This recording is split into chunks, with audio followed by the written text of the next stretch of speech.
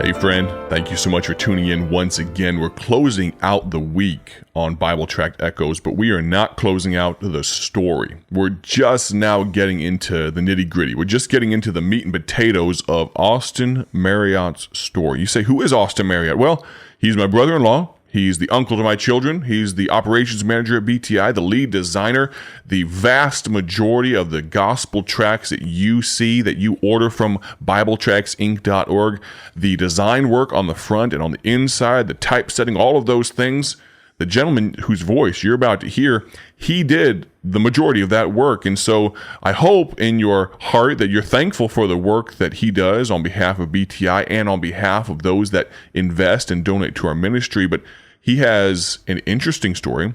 He has a providential story. He has, as was described earlier in the week, a God story. And you're going to want to hear, we're just now getting into it. We discussed and heard over the past day or two about his adoptive parents and how he was recovered or taken from the hospital at 18 years old from his birth mother, and not taken, but she gave him up for adoption. 18 hours. I'm sorry, 18 hours old. And back up here for a moment. I'm glad he's going to tell the rest of the story.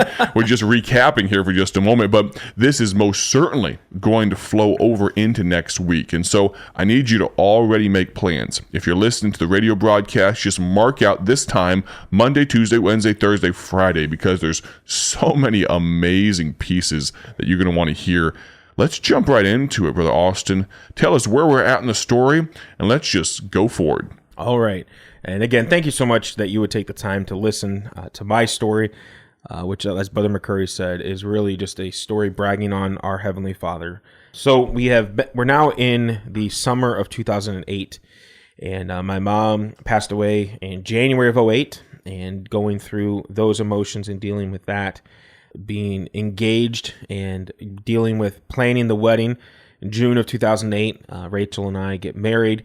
But right around that time, right at the end of May, beginning of June, my dad, Stacy Marriott, comes to me and he said, "Hey, I have a email address for your biological mom. I have some contact information if you'd like to reach out." I was a bit hesitant at first. I did not want to reach out to her, but just not really sure what to say. And so I fell back on what I had already mentioned earlier this week, that if I ever had the chance to talk to her, I wanted to say thank you. And so I wrote a letter and an email, I guess you could say, thanking her for choosing adoption, for not choosing abortion, for not ending my life before it even began, but giving me a chance. You know, even at the time when I wrote the letter, I did not fully comprehend the weight of the decision that she made to put me up for adoption.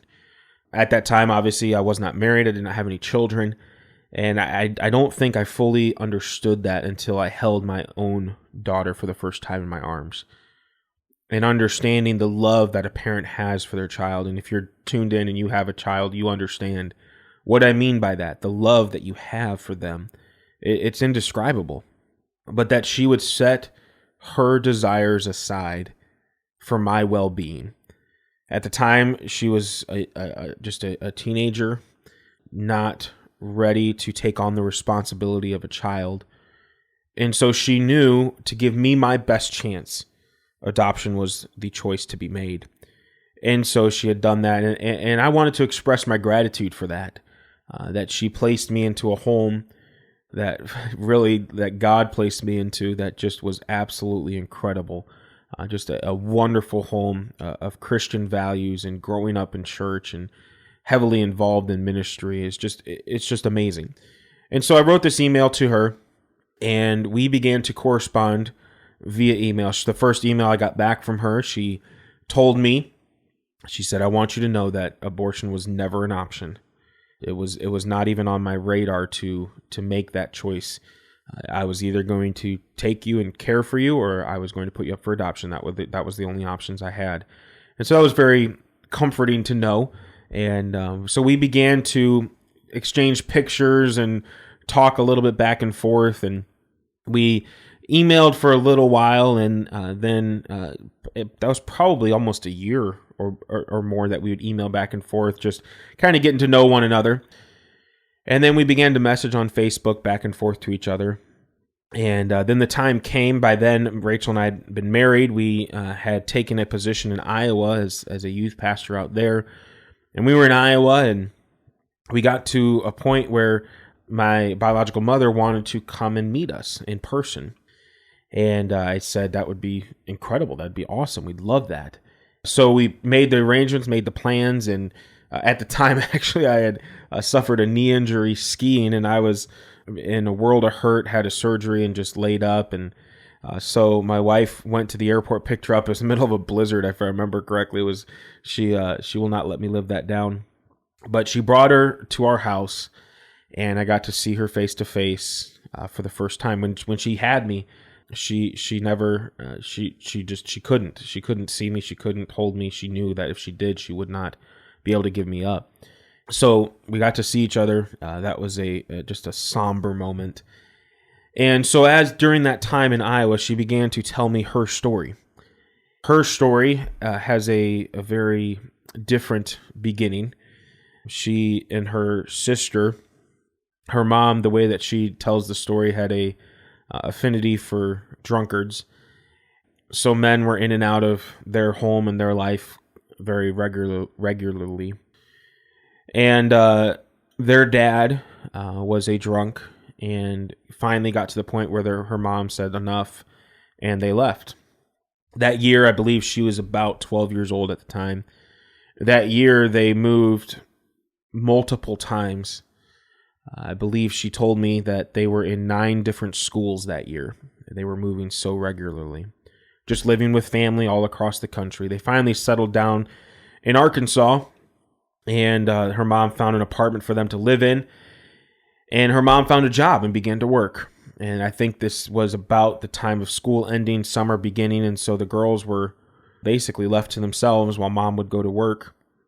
They began to hang around the wrong crowd, get in some bad influences, and my mother began to date a 19-year-old young man, or 21-year-old young man, excuse me. And her mom found out about it, had that young man arrested, rightfully so. From there, for somehow, some way, she found a girls' home in Georgia. They did not really have a religious background at the time, not very faithful in church at all. But she found this girls' home, and so she packed the girls up and drove from Arkansas to Georgia and dropped them off at this girls' home. She left them there. She went back to Arkansas, and she began to communicate with them on a periodic basis, and she would not write them letters because the home would read the letters and proofread them before they gave them to the girls. And you understand how that process works at a girls' home. They have a structure and a plan of trying to accomplish things, and so they have to be very regimented in those things. And so their mom would not write them, but she would call them. But then she found out that the home was listening to the phone call as they would talk, and she got upset with that, and so she just never called.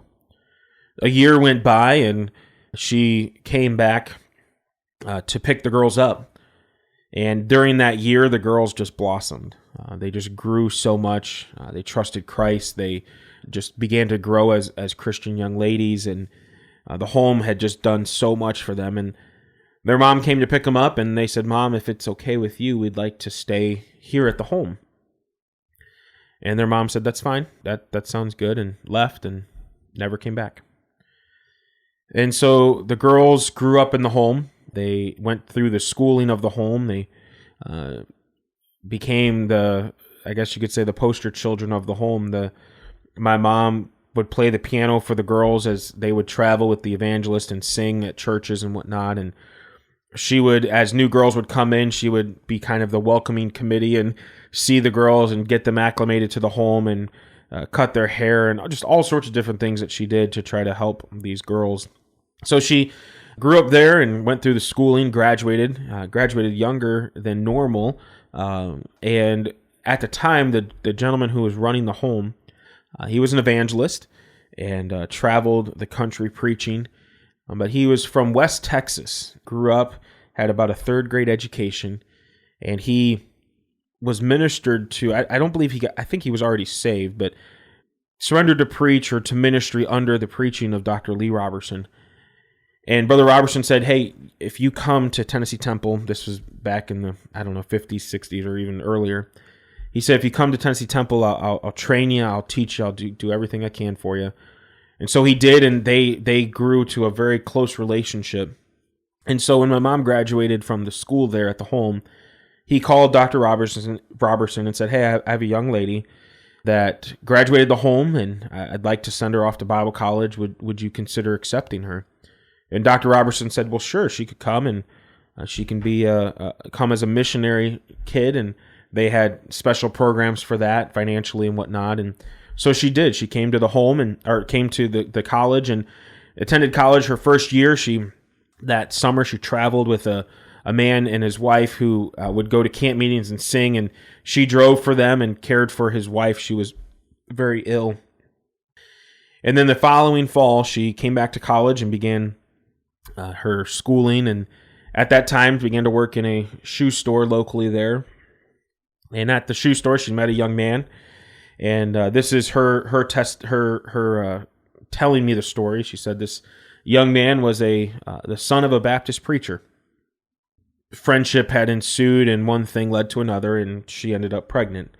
And as she's telling me this story, this was the first time that I had heard that my biological grandfather on my father's side was an independent Baptist preacher.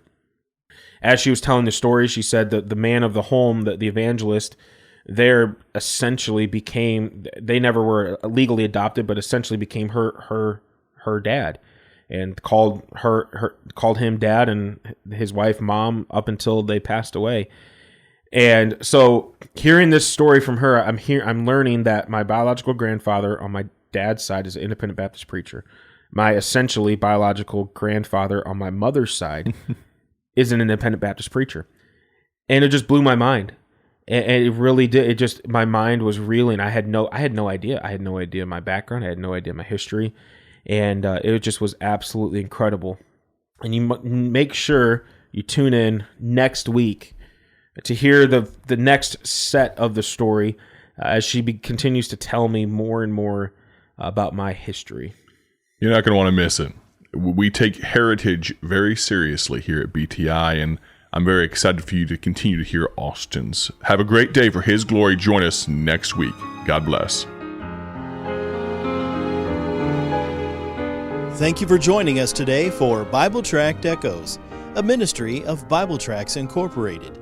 If you would like to receive a free sample packet of all of our tracts, you can contact us by calling 309-828-6888. That's 309-828-6888. Our mailing address is P.O. Box 188, Bloomington, Illinois, 61702. A faster way to contact us is to go to our website at BibleTractsInc.org. That's BibleTractsInc.org. There you will find more information about our ministry and details on how you can support Bible Tracts Incorporated. Thanks for listening, and may the Lord richly bless you as you serve Him.